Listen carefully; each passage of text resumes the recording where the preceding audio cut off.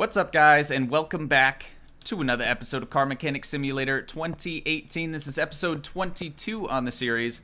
The footage you guys are seeing right now is me going to the junkyard and finding a 2020 Toyota Supra. Now, the Supra is actually made by BMW, but is made in partnership with Toyota. It's kind of confusing, but nonetheless, it's still a Supra, so I'm going to start a time lapse right about now.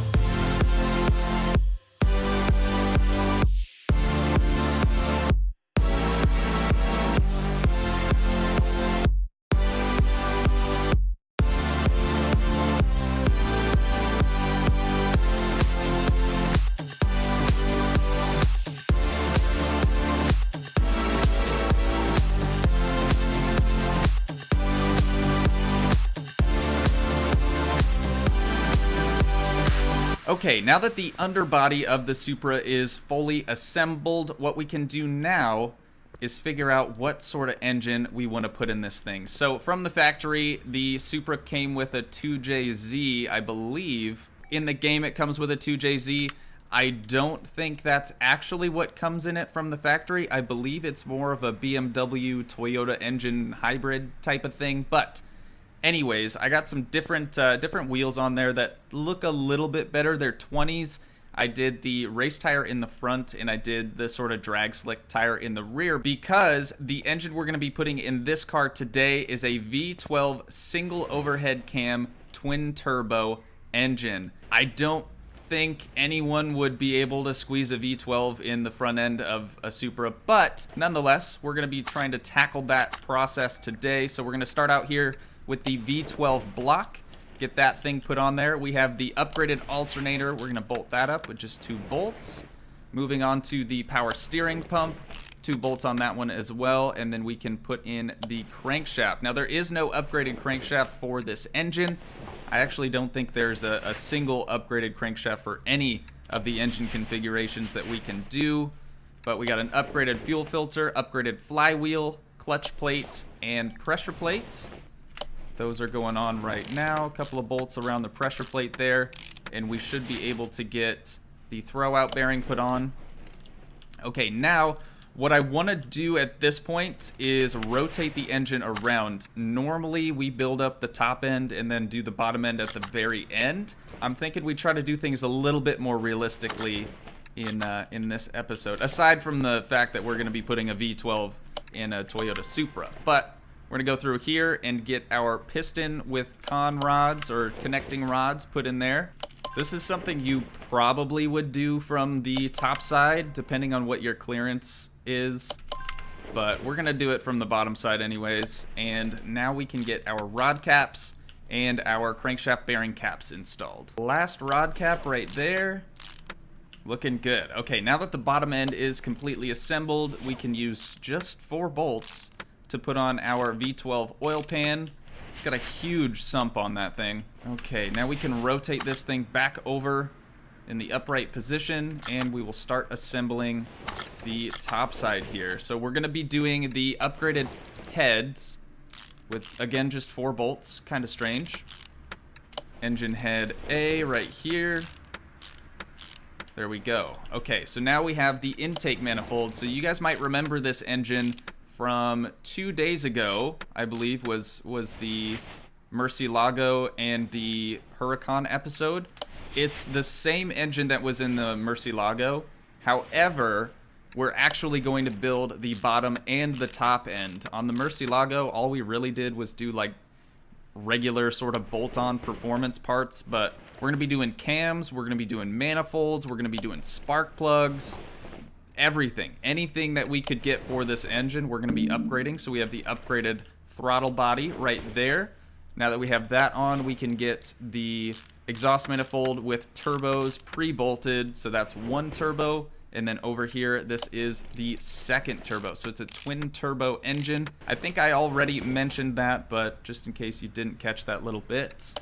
And now I think we'll get our camshaft caps put on here.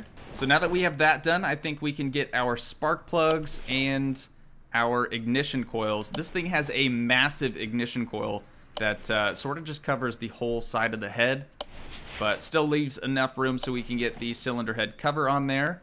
So I'm going to go through really quick, get all these spark plugs put in, and we'll get to the ignition coils. All right, last spark plug right there on this side. Now we can get our coil pack, is what they're calling it. It's technically just one big ignition coil. They're all sort of in a series there.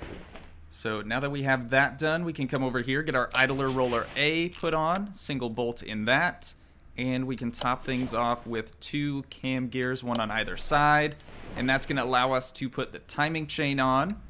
Now we need timing gear for V12B, that's going to go right there. A lot of the parts that we're installing right now are actually Pagani parts. I don't know why that is, but you guys can see right here, brand Pagani. It's probably just because it's one of the DLC engines, and Pagani was kind enough to let the devs sort of put their branding on certain objects. So now we can get the timing covers put on here. Got 2 timing cover Bs, 3 bolts in those, and then we can get timing cover A bolted up down here. That's just 4 bolts. Okay, now that we have that done, we can get the V12 water pump put on. There's not an upgraded water pump. It'd be kind of silly if they had that. And then we have water pump pulley 1 and water pump pulley 2. There are 2 water pump pulleys on this. I don't know if that's necessarily a good thing or a bad thing, but it's there. We have idler roller B and a crankshaft for a V8. That's going to go in there. Now that we have that done, we can do cert belt B and top it off with the belt tensioner, add some tension to the system down there. And I think almost lastly, I think there's a couple more things here, but we have the intercooler set that's going to go on top here, and then 2 little sort of decorative covers. Probably don't do that much. We could honestly do without them, but since the game wants us to put them on, we might as well. I think that's about it. We have the water pump that doesn't lead anywhere, but we can just pretend that there's a hose connected to that. And I think this thing's done, dude. That was super fast. I didn't expect things to go that quickly. So now that we have that complete, let's focus in on the engine stand. We can remove it from there, take it over to the crane, and install the V12 into the Supra. Now this is going to look ridiculous. Obviously you guys can see it doesn't exactly fit in the engine bay, and we still have sort of enough space for a gearbox over here. We're just going to see what happens. The clutch plate and everything's kind of going straight through the subframe on this car, but like I said, just don't pay attention to it, and we'll see if we can't put a nice time down at the track. We got the upgraded V12B gearbox going in right here. I'm going to try to remember to not only put oil in this car, but also upgrade the gearbox so we can have at least 6 speeds. We might need more, being that it is a V12, but we'll have to see once we get on the dyno how much power this thing actually has. And okay, I think that's it, guys. So we have the V12 fully installed now. Let's go ahead and drop this thing back down. And we can sort of beautify this car a little bit. As you guys can see, it's pretty dang ugly. Focus in on the engine, check the car status. Car value's at $101,000 now. Frame condition at 34%. Global body condition is at 1%. So let's go ahead and move the engine crane out of here so we can free up a little bit of space. And let's take care of this frame here, $1,000. Okay, so now that we knocked all of the rust off of it, let's go ahead and move the welder out of here. And I think we're gonna have to take it off of the lift to sort of put all the body panels on here. This one's been very weird to sort of focus in on. It doesn't really like to be moved around. But let's head over here to garage entrance A, and we can start assembling things here. So right off the bat, you guys will notice, if you're not already blind, these headlights are insanely bright. We're gonna go ahead and install them anyways.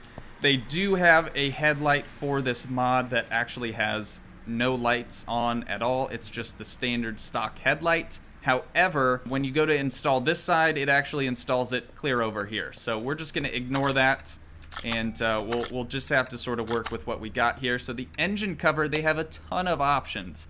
And I think this one's probably the best for this specific swap, just because it sort of covers up all of the unnecessary components that you don't exactly want to see. The hood, we went for a different hood than stock. It just sort of has a little air duct on it. Same with the front bumper, just has the bottom little chin spoiler there. We can get these headlights installed. Looking good. And now that we have that done, we can sneak through here, and you guys will see we don't have a dash. So in order to put that on, you have to install the quote-unquote front end, which also puts the rest of the interior in there, which is kind of nice. And we can get the front window put on. Now the front left fender. I did do different fenders. I haven't noticed what sort of difference they have from the factory ones, but I'm sure there's something, either it's debadged or something's going on about it. But I went for pretty much everything on this car with the option B, just because I think that sort of makes it all sort of flow together a little bit better. And the rear bumper is completely painted from the factory. They do have a black little diffuser at the bottom there. This one will be completely painted the same color as the rest of the body. Now we have right window A, right front door, and window and mirror. Looking good. And then we can get our last fender put on there. So for the license plate, of course I went with the Hawaii license plate, and this one actually says V12 Supra.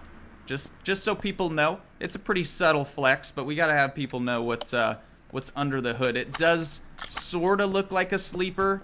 Obviously, 2019 was the year of the Supra. It is now 2020, so who knows what sort of car is going to come out next. But I do hope you guys had a wonderful New Year's, and hopefully you didn't party too hard, because that's never a good time. But let's go ahead and move this now over to the paint shop. And I'm hoping we can get rid of that sort of carbon fiber livery that's on this thing. That is super gross. Let's just rock with the stock one. As soon as we go carbon fiber, you guys see that little bit next to the doors there. It's like the texture just got way too stretched out, and it doesn't really look very nice. So we'll just go with the regular settings here. And I don't know what color I want to do on this. I think a white might look kind of good. Now, we could do matte, we could do pearl, we could do metallic, we could do... Chrome's just gross, dude. I'm thinking we do a white pearl on this one. I think that'll look pretty nice. Go ahead and paint that. And look at that, guys. We have a white 2020 Supra with some pretty dope wheels. So now that we have all of that configured, let's go ahead and open these doors here, and we're gonna get the interior assembled. Now I'm gonna do something some people will probably hate, but I'm gonna put some Pagani Zonda seats in here, and a flat bottom steering wheel, of course, because race car. And we should be able to close the doors up now and move this thing over to the dyno. But before we get there, I do have to remove the engine cover, and we have to put some oil in this thing. That is something I always forget to do, and I don't know why. This one's going to be a little difficult to fill up as well, because I can't exactly see when it's going to overflow. But maybe we'll just get lucky here. There we go. Okay. I was getting a little nervous there. Let's throw our engine cover back on here so it doesn't look so weird. And that actually paints the engine cover too when you paint the car, which is pretty sick. So let's close that hood up, and let's go over to tune parts. So it already has, God, the white is just super, super bright here. There we go, that's a little nicer. So it already has 7 speeds in it, or 7 gears. I'm gonna add an 8th, just in case we can surpass 300 miles an hour. We're gonna have that one top out at 305. I think we'll move this one down to, let's do about 250 miles per hour on that one, should be fine. We can move this one just to 200, should be all right. Now, 163 sounds okay, 128, 96, 68, and 44 miles per hour. So now we have 8 speeds in this thing. Let's take this over to the dyno, and we'll see how much power this thing has. So from the factory, I don't remember exactly what the V12 twin turbo engine's supposed to make. 597. Oh, buddy, this thing's gonna be fast, like really, really fast. We're gonna go ahead and we'll start the dyno here, and we'll see just what this thing is capable of. I'm thinking we're gonna make some big power here. All right, curve looks pretty solid. Torque curve looks nice. We made 1,000 horsepower, baby. That's what I like to see right there. 1,078 horsepower and 1,089 foot-pounds of torque. That is nuts. The V12 doesn't mess around. So now that we have that sort of figured out, let's go ahead and move this over to garage entrance A, just so it doesn't spawn back in here when we come back. And first, we're going to take it to the drag strip. Obviously, I put the slicks in the rear for a reason. And we'll see just what sort of speed we can hit. Well, that's convenient. All right, and we are back after a lovely crash. I haven't experienced any game crashes until this week, so I don't know if I need to upgrade my PC or what's going on here, but I think it's time we do a little research and see just sort of why all the crashes are happening now. I've never had a problem, like I said, up until this week, so it's very, very strange, but looks like everything's in order here, so we're going to head back over to the gate and try this one more time. All right, back at the drag strip. This thing looks sweet, you guys. That looks so cool. I wanna try to rotate this around so I can maybe get a nice looking thumbnail. And we're off. All right. Second gear, third gear, up to 100 miles an hour. Luckily, the suspension on this car is completely brand new, so we should be all right on the handling front. We're at 200 miles an hour. I don't think we're gonna hit 300, but this thing is fast, dude. And 231 across the line. 0 to 30, 1 second. 0 to 60, 2.5. 0 to 100, 4.4. And 0 to 200 in 14 seconds. I think what was it? The Murcielago? We hit like 224 seconds. So this is 10 seconds faster than the Murcielago, which is just nuts. It had the same engine, and all we did was add just a couple of more performance upgrades to it, but that's nuts, dude. I'm pretty happy with that. Back at the shop now. I think it's time we get rid of this thing once and for all. I don't remember what we bought this car for. It'll be up on the screen right now. I think it was like $20,000 maybe, but the car value now is at $163,000, and we have a restoration bonus of $32,000. So when we sell this thing, we should see a pretty decent profit, $196,000, and there we go. So that's going to put us at $489,000. The 2 episodes ago, we were at $412, so we are making some money finally. And I think that's going to do it for this episode, you guys. If you did enjoy, please leave a like, leave a comment, help support the dream by smashing that subscribe button, and I will see you guys in the next one. Thanks so much for watching, guys. Peace.